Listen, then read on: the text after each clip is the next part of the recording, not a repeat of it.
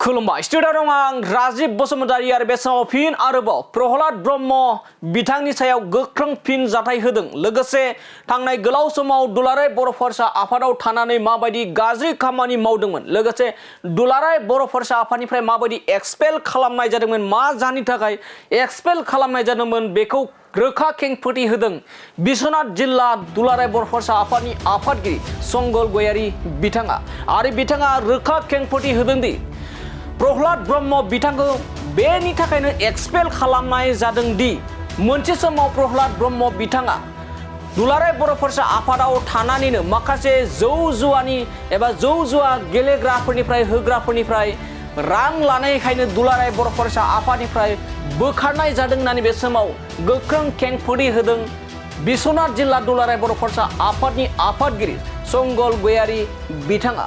लोगोसे बिथाङा फोरमायबावदो दि जाय बिथांमोना गोसो गोथारै खामानि मावनो हाया बेफोरबायदि मानसिया दुलाराय बर' फरायसा आफादाव जोरा एबा थानो हाया होननानै रोखा फोरमायदों संगल गयारी बिथाङा।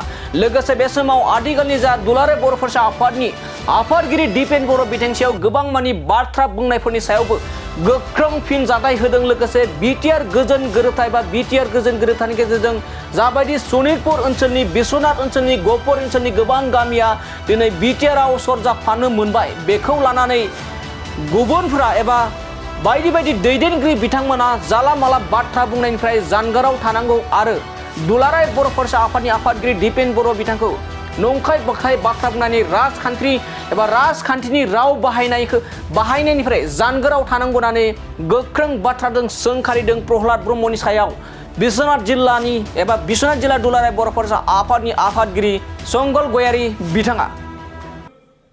सासे दङ एबसुनिफ्रायनो होखारजानाय, बिथाङा बै समाव क'क्राझार जिल्ला एबसुनि सासे गाहाय नेहाथारिमोन।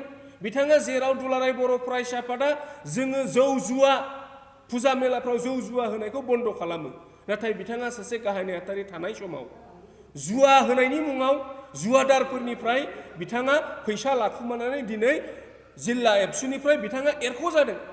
दिनै बेबायदि माखासे एबसु बायदि माखासे गोथार आफादाव थानानै जायफ्रा एबसुनि आदर्शखौ एबसुनि संबिजितखौ बिथाङा संबिजित खारनो हायाखै, बेबायदि मानसिफ्रा दिनै खारै बिपिएफआव जमा जानानै दङ। आरो बयनिख्रुइ रायग्रा मानसिफ्रा दायो बिसोरबायदियानो। दा बिनिखायनो मानगोनां रायजो राजा नोंथांमोन, दिनै जायफ्रा दिनै दुलाराय बर' फरायसा आफादखौ रायदों, बेबायदि माहारि आफादखौ रायदों, दिनै बिथांमोना समाजनि हारिनि थाखाय मा खामानि मावबोदों नोंथांमोना बिसोरखौ नाय। दिनै बिनिखायनो जोङो प्रहलाद बसुमतारी आरो जोंहा कास्तम बसुमतारी बिथांमोननि जि आसारखान्थि आखल आखु, बिथांमोननि आखल आखुखौ एसे नोंथांमोना सिनाय। बिनिखायनो दिनै जोङो बिश्वनाथ जिल्ला दुलाराय बर' फरायसा आफादनि जानानै प्रहलाद बसुमतारी आरो जोंहा कास्तम बसुमतारी जि दा खोथा बुंबाय थानाय, बिथांमोननि बुंनाया एकदमबारे ओंथि गैया, जुक्ति गैया, गावसोरनि आखल आखुआनो जाया। दा बिनिखायनो आङो गासै नैबे बड'लेण्ड बुब्लि नायगिरि आरो बड'लेण्ड रादाबनि नायगिरि बिथांमोनखौ आङो खावलायगोन, बिथांमोना दा जि एलिगेसन होदों बियो मालाबाबो नङा। आरो एबसु बायदि गोथार आफादा मालाबाबो फेरलेबसेबो बर' जाथिनि खहा जानाय, बर' जाथिनि जोबस्रांनाय, बर' हारिनिखौ मालाबाबो जोङो गाहाय थाखोआव थांनाय, दुलाराय बर' फरायसा आफादाव थानानै रावबो बेबायदि गाज्रि खामानि मावनो हाया। दा बिनिखायनो जोङो नोंथांमोनखौ खावलायगोन, नोंथांमोना दिनै गोबां राजनितिगिरिफ्रा गावसोरनि मुलाम्फानि थाखाय दिनै गोबां पर्टेल निउसनि जायफ्रा पर्टेल सालायो, जायफ्रा माबा खालामो, मिडिया आइटि सेलनि मानसिफ्रा आल भाल दिनै बखिगासिनो दङ। दा बिनिखायनो दिनै जों दुलाराय बर' फरायसा आफादा बेखौनो खावलायगोन, बिश्वनाथ जिल्ला दुलाराय बर' फरायसा आफादनि जानानै जों खावलायगोन।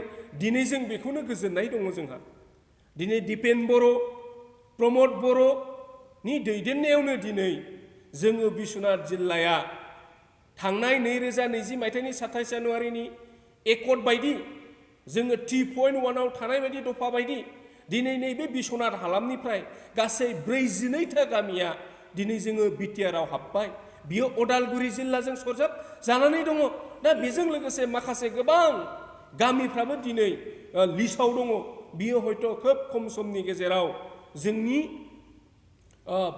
जिल्लायाबो दिनै जोङो बिटिआरआव हाबनो मोनगोन। दिनै बे एकर्डखौ दिनै बिटिआर बायदि बे एकर्डखौ आरो जाय आफादा दिनै हर सान जोंनि बे जिल्ला सनितपुर आरो बिश्वनाथ जिल्लाखौ माने बिटिआरआव सोसननो थाखाय खामानि मावदों, बेबायदि एकर्डखौ लानानै राजनिति खालामबाय थानाया जोंनि थाखाय गोजोनथाव नङा। बेनिखायनो आङो बिटिआरनि दैदेनगिरि, बिटिआरनि माखासे मेलेमजिबि, माखासे मानसिफोरखौ दिनै जोङो जोंनि जिल्लानिफ्राय खावलायनो सानदों।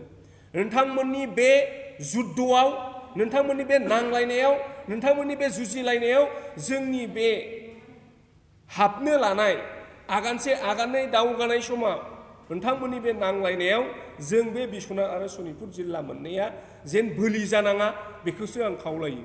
दा बेनिखायनो जों लुबैयो गोरोबलायनानै खौसे जालायनानै दिनै बोरै जोंनि जि आद्रा थानाय खामानि, बे आद्रा थानाय खामानिखौ बोरै नोंथांमोना माने मावफुंनायाव जोंखौ मदद होयो।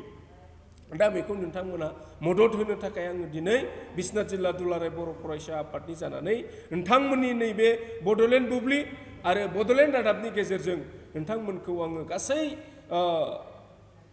सेक्टरनि, गासै रायजो राजा बिटिआरनि, थाखानाय गोजाम बिटिआरनि गासै दैदेनगिरिफोरखौ आङो गुरै खावलायहरो।